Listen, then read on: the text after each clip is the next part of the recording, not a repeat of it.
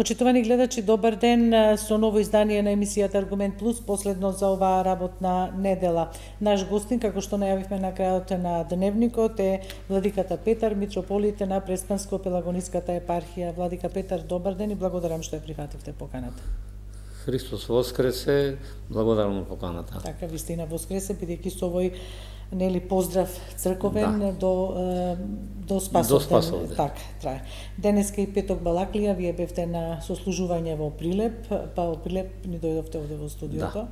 Благодариме што најдовте време и можност да поразговараме за црковните прашања. Еве, прво ќе почнеме со она, утре се одржува погребот на римокатоличкиот понтив, папата Франциск. Има ли представник од Македонската православна црква кој што ќе присуствува на погребот? Званично представникот наш ќе биде надлежниот епархиски архиерей на Европската епархија, митрополитот Пимен, бидејќи тој и се наоѓа таму и затоа е определен од синодот тој да представува Македонската православна црква на погребението на папата Франциск во Рим, во црквата Света Марија Маџоре во таа базилика од 6 век.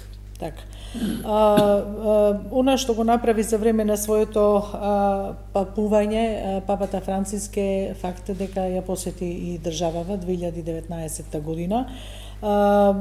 Сигурно дека тогаш не одбегна да не ја спомене земјава како земја во која што и Свети Павле служел, нели, онака како што пишува во религијата, со тоа ни даде практично и некакво не црковно значење, меѓутоа знаеше да го апострофира тој момент.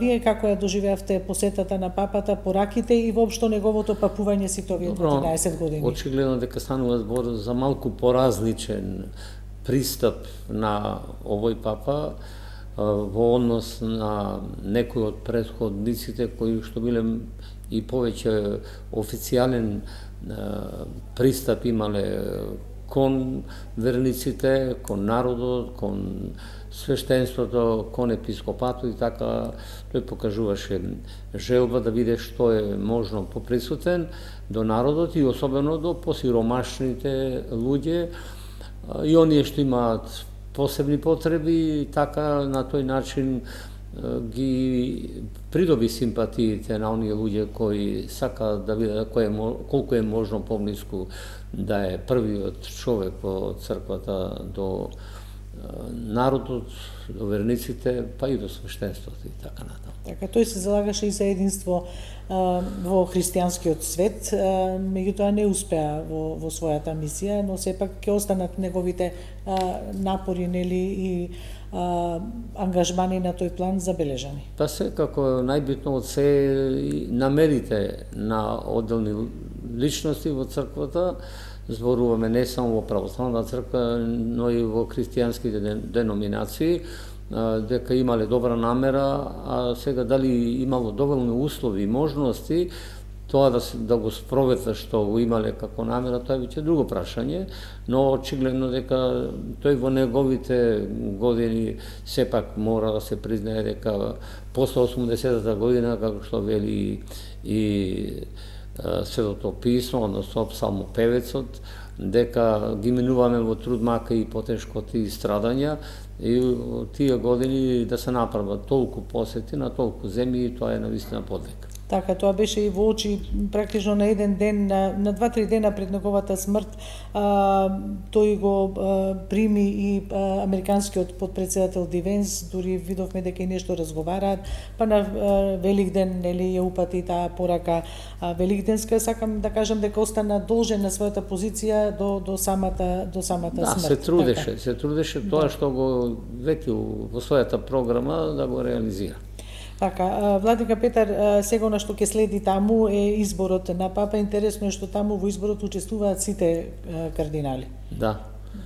Тоа е така, што не е случај кај нас во православната црква. Затоа што е разликата, да речеме, на избор на папа во католичкиот свет и на нашиот представник? Мислам дека има два моменти. Прво, папата всушност во римокатоличката црква не е само црковен поглавар, ако така може да се рече, на Римокатоличката црква, тој е и државен суверен на Ватикан, значи има тој две власти, има и црковна власт, има и државна власт, бидејќи е и државник.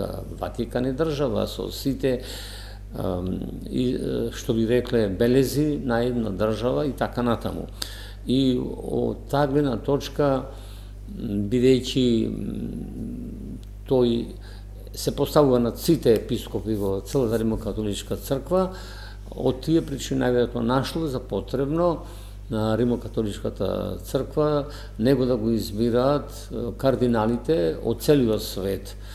И на тој начин се покажува, а тие кардинали сигурно ги представуваат верниците и свештенството во областите каде што тие се кардинали, и тоа има известна смисла дека е избран по волјата на луѓето кои ги застапуваат во целата Римокатоличка црква во целиот свет. Додека кај нас во православната црква се мисли на првиот по чест Константинополскиот патријарх, не е случајот таков, не го избираат ниту поглаварите на помесните православни цркви, ниту епископите од сета православна црква, туку исклучиво само членовите на синодот на Црквенската патријаршија или Константинополската патријаршија. И од тој аспект гледано и општо како е поставена работата во православната црква, дека првиот во црквата, зборуваме за автокефална црква, е прв меѓу еднаквите, според латинската primus inter pares.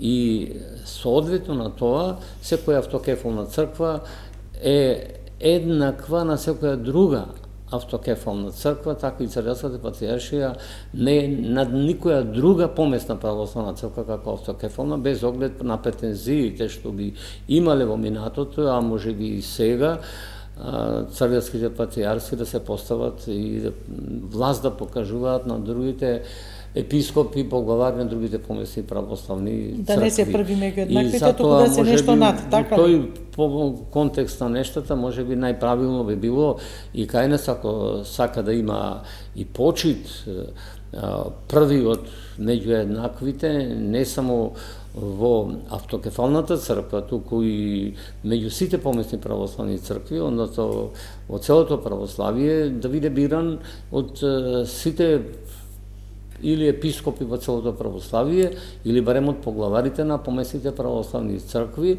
па на тој начин да се знае, може би првиот било најдобро да речеме да се изведат представниците на 15 автокефални православни цркви, тројица да се изберат кои што ќе ги представуваат најдобрите, па попадна жребка како што тоа се случило во помесни православни цркви, или како што тоа се случило кога Јуда отпаднал од заедницата на 12 апостоли, попадна жребка, откако се помолиле, Господи, одлучи ти кој ќе биде на неговото место, па тој што ќе му падне нему жребката, тој да биде, бидејќи тој ќе биде Божјата воља. Дали некогаш ова било разговарано на тие вселенски собори? Не мислам дали тоа било разговарано, но се договориле поинаку, бидејќи во Шамбези, колку што ми е мене познато, во тие 10 точки што постојат, договорено е дека треба да има консензус на сите помесни православни цркви за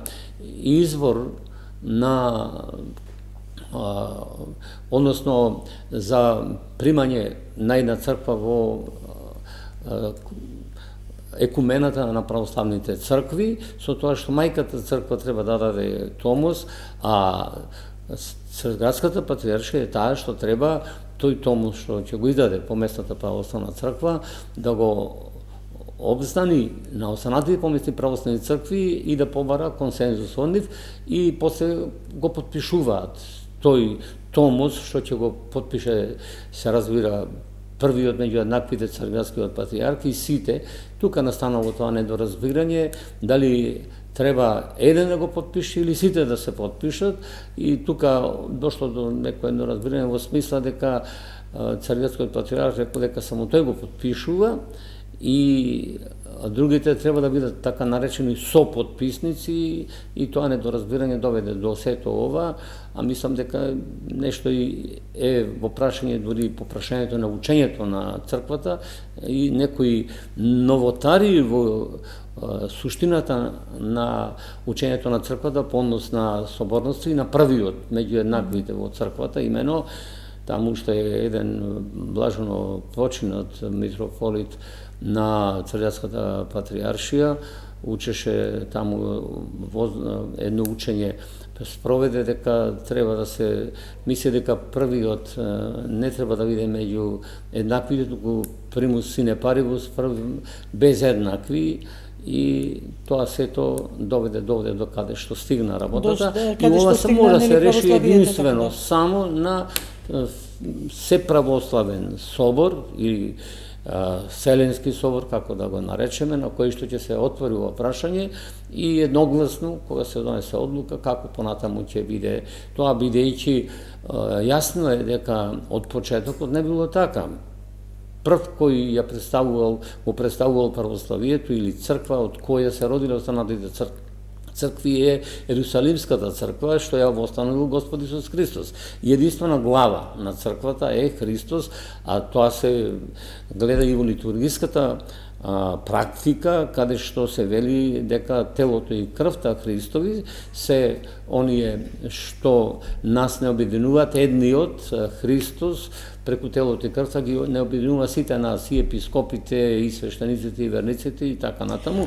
И сега, ако заради политичката моќ што ја изгубил Ерусалим, 70-те години бил веќе уништен, ја презело првото место да го има римскиот епископ, па после кога се формира источното римско царство, или подоцна именувано како Византија, вториот Рим, таму е веќе вториот по чест или по власт епископ, односно цариградскиот патриарх, а кога веќе и Цариград ја губи таа позиција, оттаму доаѓаат веќе разно мислења која е сега најголема православна држава или сила и така натаму, па да се постави оттаму тоа, и затоа сметам дека овој принцип за кој рековме дека сите помесни православни цркви треба да се делегираат по еден епископ или поглаварите, да го избираат оној епископ кој што ќе биде првиот по чест, а не по власт, зашто власт нема во православието ниту еден епископ на другиот, така што колку што има власт ние како последна црква, или еве да речеме дури и Чешкословачката црква, толку има власт на другите цркви и Царградската патриаршија. И затоа мора тоа прашање да се симне од дневен ред само на Сеправославен собор. Еве, последен Сеправославен собор беше во Крит, меѓутоа има ли најави нешто, црквите разговарат ли за потребата за организирање на нов Сеправославен собор? Бидејќи досега ги свикувал тие собори, односно ги го свика, тој е прв собор што е свикан, за кој многу мина претходно дискутира и кажува дека нема да има од тоа добро што ќе се свика таков собор, дури Јустин Челиски преподобниот има кажано дека тој соборот ќе донесе раскол, па е држал неговото предскажување како да се исполни и така натаму. Мислам дека да се најде и тука решение, ако не сака да го свикува првиот меѓу еднаквите, тогаш треба да се најде начин кој ќе биде оној што треба да го свика, макар што од почетокот никогаш не го свикувале соборите патриарсите, туку ги свикувале царевите, ама преседавале секогаш поглаварите, освен ако се случило да некој од поглаварите веќе има некое погрешно учење, како што било со Несторие, кога бил на третиот Вселенски собор и на него бил отстранет тој, па со него, колку се сеќавам, дека управувал Свети Кирил Александриски заради погрешното учење на Несторија. Така. Владика Петар, кога веќе сме ке Вселенската патриаршија и нашиот статус на автокефална црква, ние го добивме томосот, нели, од мајката црква, од Српската православна црква, меѓутоа работите застанаа тука, се уште нас не немаат прифатено, признаено или го немаат прифатено тој томос црквите што се под влијание на Вселенската патриаршија. Дали во меѓувреме нешто, ако не вака јавно на сцената, за сцената се случува? Има ли некаков диалог со Вселенската патриаршија или диалогот е едноставно прекинат? Тоа прашање во оваа состојба во која што се наоѓа православната екумена, мислам дека воопшто не е за нас многу битно, бидејќи имаме поделба во православието и таа поделба не е на добро. Прашањето за добивање автокефален статус од Вселенската патриаршија за нас не е битно, на тоа мислевте? Па не е битно затоа што има поделба во православието. Се не можете вие да очекувате нешто да се решава кога нема заедница во самата православна црква. Значи, во православната црква највисок авторитет или највисок правен субјект е Вселенски собор. Ако Вселенски собор е најголемиот правен субјект во православната црква, без него сето ова што се случува, тоа е недозволиво. И така, во тој контекст на нештата, не можеме ние да бидеме ниту виновни, ниту некој нас да не уценува во оваа ситуација и така натаму. Тоа прашање нашето и не е нашето општо за автокефалијата, е прашање како што беше изнесено 16-та година, мислам, на Крит, да се изнесе на следниот Вселенски собор и така да се реши. И мислам, ние само се оптоваруваме сега со тоа прашање дали треба да добиеме или не треба да добиеме томос од Црквата патриаршија. Ние не велиме дека не сакаме. Ние не велиме дека не сакаме. Ние сакаме безусловно да ни додали Црквата патриаршија томос во кој, како што ни даде томос и Српската православна црква без никакви условувања да не признае како црквена православна. Секое друго поставено прашање како услов или условите што ни нам поставува Црквата патриаршија да ни даде томос, тие се неприфатливи за ниту една црква, па ниту за нас. И така што тоа прашање симнато може да биде од дневен ред, се додека не се откаже или да биде оставено ад акта, едноставно како прашање оставено. Додека не се откаже Црквата патриаршија од тие услови.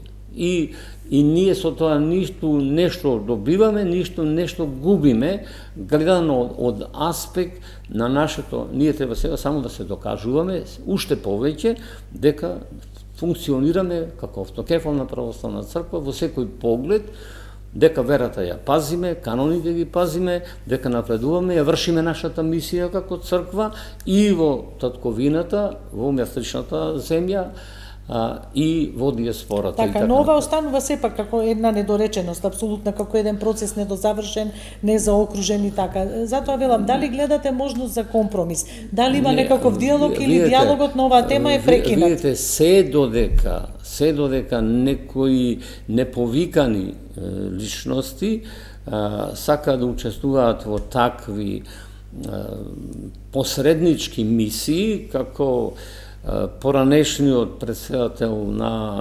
Македонија Пендаровски и така натаму. Но добро имаат право, нели како представници сме гледали и други политички представници кои што одели и одржувале средби. Тој во времето на неговата мисија не си ја завршил неговата мисија, па ќе ни ја сврши работата во нашата црква, која што ние знаеме дека човекот не е црковен.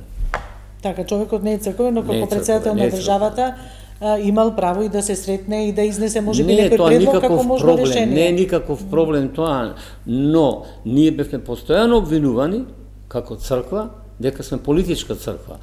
И ако вакви луѓе стануваат посредници, тоа е на штета на угледот на нашата црква и како потврда на она што не обвинувале дека сме политичка црква. По настрана, политичарите по прашањето за нашата црква и за нашата автокефалија од црковен аспект, а од оние заеднички интереси што ги имаме ние како црква, со општеството, со државата, со председателот, премиерот и другите, тука не да е пожелно, туку неопходно е потребно, а заеднички интереси ни се културата, црквите, манастирите и се Владика Петар, има ли сила внатре во Синодот на Македонската православна црква Охридска архиепископија и единство еве црквата сама да го решава овој проблем без при тоа да се посегне по поддршка или по мислење од земската власт, независно која е и кој е во моментот? Ние кажавме и докажано е дека ние сме на прав пат.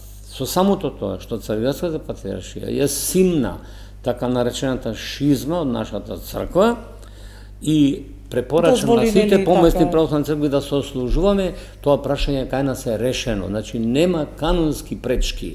Значи станува овде збор за она што секогаш го кажува владиката Петар, дека станува збор за политички прашања или политички игри, да се изразиме, и дека овде ова е веќе работа на политика, не е работа на канони. Во тронот на православието, мислите дека сите овие политички геостратегиски случувања го допира и ова прашање? Ова прашање веќе станува како политичко прашање, што вам ви поставуваат услови за политички нешта, дека не смеете да се викате Македонска православна црква, да не смеете да се нарекувате македонци, не смеете да имате јазик свој македонски, не смеете да имате и да си именувате земјата своја како македонска држава, како Македонија. И тоа што сакате повеќе, и кога ви земаат она што никој не го создал толку ние, а тоа е диаспората, нашата црква во диаспората. Црковните општини и епархиите во диаспората. Така. А тие услови се уште стојат, затоа викам дали има некаква најава за можен компромис. За тоа време, така, тука мислам, кажано е од таа страна дека сте зборувале на оваа тема, не велам не и во ТВ24 така. Што го пренесол поранешниот председател на Македонија Пендаровски, дека нема никакви оставки од страната на царијата, значи останува понатаму статус кво целата ситуација по тоа прашање, да не губиме време. Така, и вие добро, и вие практично не отстапувате од она што рекате дека нема да прифатиме. Може би само за тоа е едногласна одлука на целиот синод, да нема па колку тоа забуна. Добро, пошто имаше едно време и реакции дека не бил цел синод за тоа, дека сега ние кажуваме и имаме на синодот соопштение за тоа, а некој после тоа ако сака да се прави приказки за да биде интересен, тоа е негов проблем. Добро, ама тоа е еден од митрополитите, така знаеме. За тие приказки што велите надвор од тоа соопштение од синодот. Дека ставот на синодот е тој. А некој што сака да си каже своји приказки, тоа мислам дека е на негова штета. Така. Владика Петар, може ли да се каже дека во православието постои длабок раскол меѓу Руската православна црква и Вселенската патриаршија? Може ли така да ги дефинираме состојбите и каде ќе оди православието со овој раскол, ако нема некаква разрешница? Видите, сега пак навлегуваме во една материја, во една проблематика која што не можеме за неколку минути што ги имаме на располагање да го решиме. Значи, Руската православна црква вели дека проблемот се состои во канонски прашања. Цариградската патриаршија тоа не го така перцепира, туку смета дека барем така се создава јавно мислење дека е судир помеѓу двете цркви, а не е така во прашање. Ова е суштинско прашање околу автокефалијата, кој е надлежен да доделува автокефалија. Автокефалија секогаш доделувале Вселенските собори како највисока правна власт во православната црква. Во отсуство на Вселенски собори, нормално си земал за право да подпишува томоси за автокефалија Цариградскиот патриарх, но еве сега се изнесе тоа, како што реков, да не се враќаме назад, пак на Вселенски собор. Сметате дека решение за нас би било Вселенски собор и одлука од сите? Што е проблемот, пошто е суштината на проблемот е токму она, кој е глава на црквата. Дали ние ќе се поистоветуваме со Римокатоличката црква, каде што Викариус Филии Деи е папата и нашиот првиот по чест патриарх треба да биде тоа или ќе си остане и понатаму како што е донесено од памтивек на Вселенски собори, дека првиот во една помесна црква е поглаварот кој е прв меѓу еднаквите, а не според новото учење примус сине парибус, прв без еднакви. Тука е главниот проблем што се јавува, значи канонски е проблемов. Не е проблем на ривалството. Но некои велат и рецидиви, еве некои професори што се велат рецидиви од минатото. И ќе си постојат. Во овој момент суштината на проблемот е канонски. Дали останува и понатаму девизата примус интер парис за првиот во една автокефална црква и првиот меѓу сите помесни православни цркви по чест, не по власт и така натаму. Околу овие прашања веќе не само луѓе од Руската православна црква, туку и од другите помесни православни цркви дискутираат и пишуваат правници, дури и грцки правници, како што се некои од нив и професори, случајот да речеме со Зисис професорот или Гоцопулос и тие, значи, луѓе кои се и активни во самата црква, не ги расчинила црквата, тие луѓе па сега се како некои што сега контраудираат на црквата и тие со аргументи изјавуваат. Најново имаше околу сите тие прашања, дури и Лукас, еден, не знам дали архимандрит е, или игумен, или пак е еромонак на манастирот Светогорски Грегоријат, кој што изнесува научни докази за тоа дека она што денеска се сервира од страна на научната, така наречена фела на Цариградската патриаршија, не е издржано по прашањето за она што рекоме примус сине парибус, прв без еднакви. Така, значи, вие сметате дека единствено може или Вселенски еден собор да ги надмине. Главниот проблем е тука и да не одиме сега како на српската, да се вртиме како дождово околу Крагуевац, киша околу Крагуевац и така натаму. Добро, Владика Петар, ние сме на крај на времето предвидено за оваа емисија. Нека повторно ќе ве прашам, дали може да најдат и Вселенската патриаршија и Македонската православна црква мудрост за баланс, бидејќи на тоа повикуваат и професори кои што јавно излегуваат со тези околу можноста за надминување на... Така, ние прво треба да се знае една работа, дека ставовите наши се јасни и конкретни. Ниту сме држале, ниту држиме, ниту ќе држиме страна. Ние не се определуваме како црква, Македонската православна црква, да држиме страна на некоја друга црква, дали се работи за Цариградската патриаршија или црквите од грчкото јазично подрачје, гркофонските цркви така именувани, или Руската црква, или Српската, или Романската, Бугарската и било која црква, ние не се врзуваме за црквите. Ние исклучиво делуваме и сакаме да делуваме исклучиво согласно каноните на православната црква, учењето на Вселенските собори, кое треба да биде соборно. Оти овдека веќе се потиснува соборноста на црквата и сака одделни личности да ја преземат улогата на соборите, па дури на Вселенските собори. Ете, Цариградскиот патриарх може би си замислува дека тој може во име на Вселенските собори да настапува. Не може. Никој не може да настапува во име на другите. Бидејќи кажано е на Вселенските собори како треба да се постапува. Аште и ангел с небесе, благовестимо мино, анатема да будет. Што значи, дури е ангел од небото вели да ви каже поинаку, отколку оне што ние на Вселенските собори, светите отци, донесле под дејство на Светиот Дух, едногласно одлучиле, тоа е вика проклетство. Значи, не може никој сам да одлучува. Вселенските собори ќе одлучат и тоа едногласно под дејство на Светиот Синот, тоа може да се признае. Сето тоа другото е на некој начин